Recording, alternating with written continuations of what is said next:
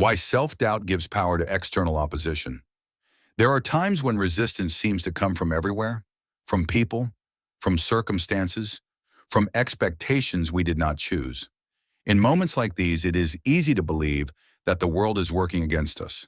That opposition is external, loud, unavoidable. But often the influence of what stands outside us depends on what is unsettled within us. This audiobook is not about confronting enemies or overcoming others. It is about understanding how self-doubt quietly gives power to forces that would otherwise have little control over our direction, our purpose, or our potential. Self-doubt rarely announces itself clearly. It shows up as hesitation, as second-guessing, as the need for reassurance, as the habit of adjusting ourselves to fit external voices. Over time, this inner uncertainty changes how we respond to the world. Criticism feels heavier. Comparison becomes distracting. Resistance begins to shape our choices. What follows is a quiet exploration of this process. Across 5 chapters, we will reflect on how inner tension amplifies external opposition, how purpose becomes reactive when confidence is fragile, and how alignment gradually restores steadiness, not through force, not through confrontation, but through clarity. This is not an audiobook that asks you to become fearless or certain. It does not promise immunity from challenge. It offers something more realistic. Understanding. You are invited to listen without urgency, to notice patterns rather than judge them, to observe where your attention, energy, and direction are being influenced. Nothing here needs to be resolved immediately. The aim is not to eliminate doubt, but to reduce its control, to create enough inner stability that external pressure no longer decides who you become. Take your time with this. Let the ideas settle slowly. This is the quiet perspective, and this is an exploration of what changes when the enemy within grows and the world outside loses its grip. Chapter 1. The inner voice that shapes everything. Long before opposition appears in the world around us, something quieter is already at work. It is the voice we carry within ourselves. This voice does not shout.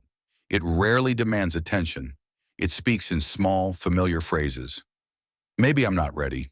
Others probably know better. I should wait. I might be wrong. Over time, this voice becomes background noise, so constant that we stop noticing it. And because we stop noticing it, we begin to trust it without question. Self-doubt rarely begins as a clear belief. It forms slowly, through experiences that were never fully processed.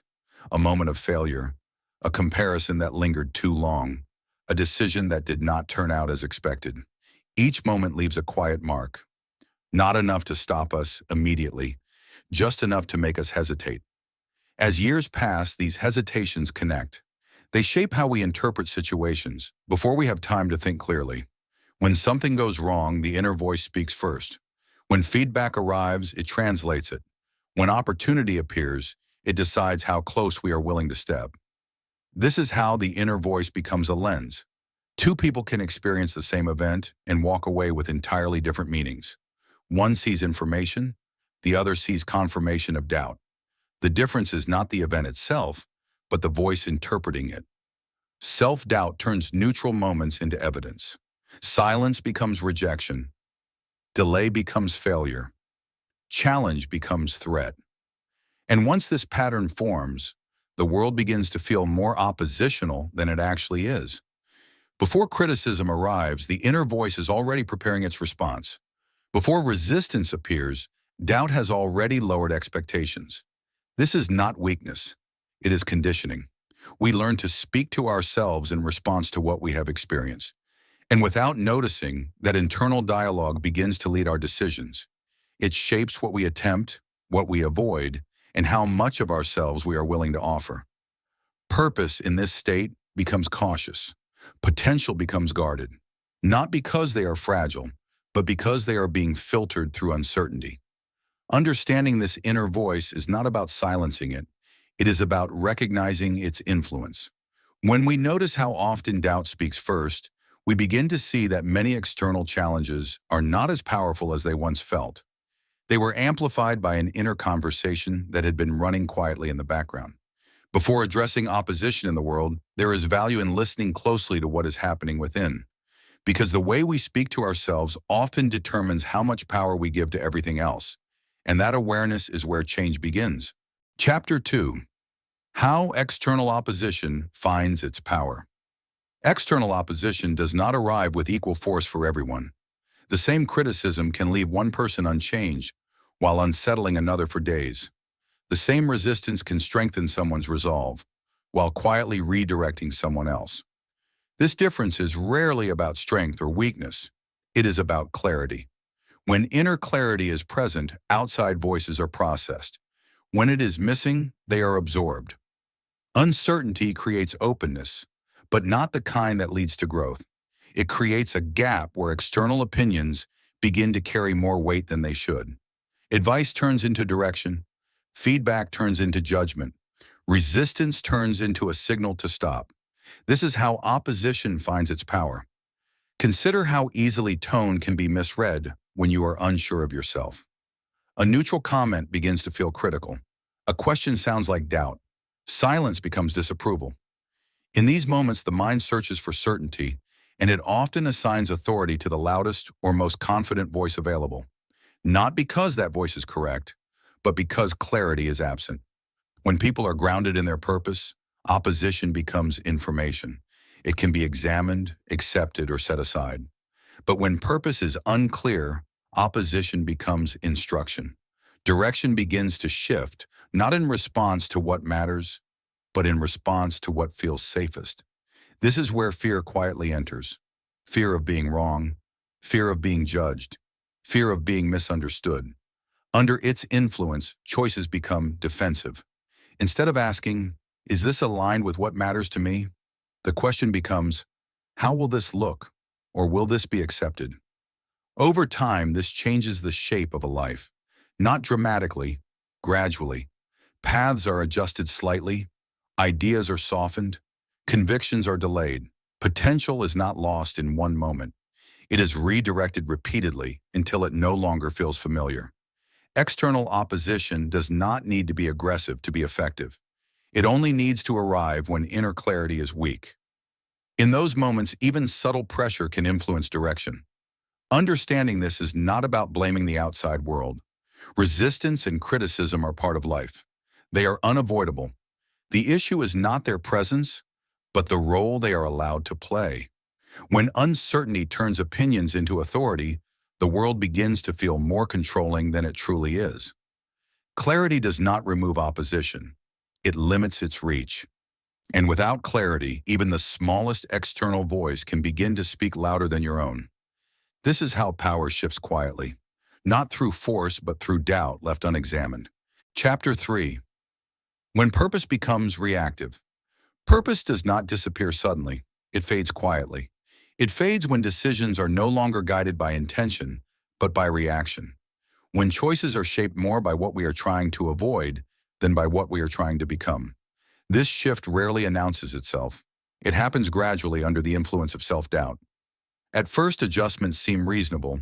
A pause here, a softer approach there, a decision delayed until conditions feel safer. None of these moments feel like compromise. They feel practical. But over time, something changes. Instead of moving toward what matters, energy is spent managing perception. Effort goes into explaining choices, justifying direction, or proving capability. Potential is no longer invested in growth. It is spent protecting oneself from judgment. This is how purpose becomes reactive. Rather than asking, "Is this aligned with what I value?" the question becomes, "Will this expose me?" or "How will this be received?" Action is no longer an expression of intention. It is a response to fear. Fear of being wrong, fear of being criticized, fear of standing out too clearly. Under these conditions, purpose begins to narrow, not because it lacks strength, but because it is constantly being filtered through caution. Ideas are held back until they feel perfect. Convictions are delayed until they feel safe. Momentum is replaced with preparation that never quite ends. Over time, this creates distance between who a person is and how they act. There is effort, but it feels scattered. There is activity, but it lacks direction. There is ability, but it is underused. Potential does not disappear in this state. It becomes occupied, busy responding, busy adjusting, busy defending. Recognizing this pattern requires honesty, not criticism. Many people live this way without realizing it. They believe they are being careful, responsible, or realistic, and in many ways they are. But careful living becomes limiting when it replaces intentional living. Purpose is meant to guide action forward, not hold it back. When it becomes reactive, it loses its role as a compass and becomes a shield. This chapter invites you to notice where your actions come from, not to change them immediately, but to understand their origin. Are they expressions of what matters to you, or responses to what you fear? That awareness is not a demand, it is an opening. And from that opening, purpose can begin to return to its natural role, not as something to defend, but as something to follow. Chapter 4, Reclaiming Inner Alignment. Reclaiming inner alignment does not begin with certainty, it begins with consistency. This chapter is not about eliminating doubt. Doubt is a natural part of being human. It signals care, awareness, and the desire to act wisely. The problem is not doubt itself, but the degree of control it is allowed to have. When doubt leads every decision, inner tension grows. When it is acknowledged but not obeyed, alignment slowly returns. Inner alignment is built quietly, through repeated moments where values and actions meet. It is not formed through intensity or force. It is formed through follow-through. Small choices matter here, the kind that do not attract attention, the kind that feel ordinary, showing up when it would be easier to withdraw, acting in ways that feel honest, even when they feel uncomfortable, allowing effort to be imperfect rather than delayed. Each time action reflects intention, self-trust deepens. This is how doubt loses influence, not by being argued with, but by being outgrown. As alignment strengthens, external opposition begins to change shape. Criticism still exists, but it no longer determines direction. Resistance is noticed, but it no longer disrupts momentum. Opinions remain present, but they stop functioning as authority. Purpose in this state becomes quieter. There is less need to announce it, less need to defend it. It feels settled rather than urgent. Potential also changes. It no longer rushes to prove itself. It no longer scatters energy across too many directions. It becomes steadier, more patient, more available for real development. This steadiness is not passive. It is grounded. When values, actions, and consistency align, inner conflict reduces.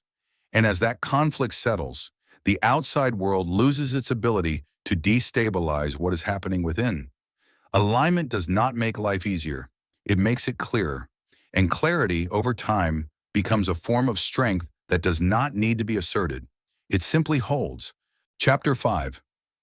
When the outside world loses its grip, there is a noticeable shift when the inner struggle begins to quiet. The world outside does not suddenly become easier. Challenges still arise. Opinions still circulate. Resistance still appears. But something fundamental changes in how these things are experienced.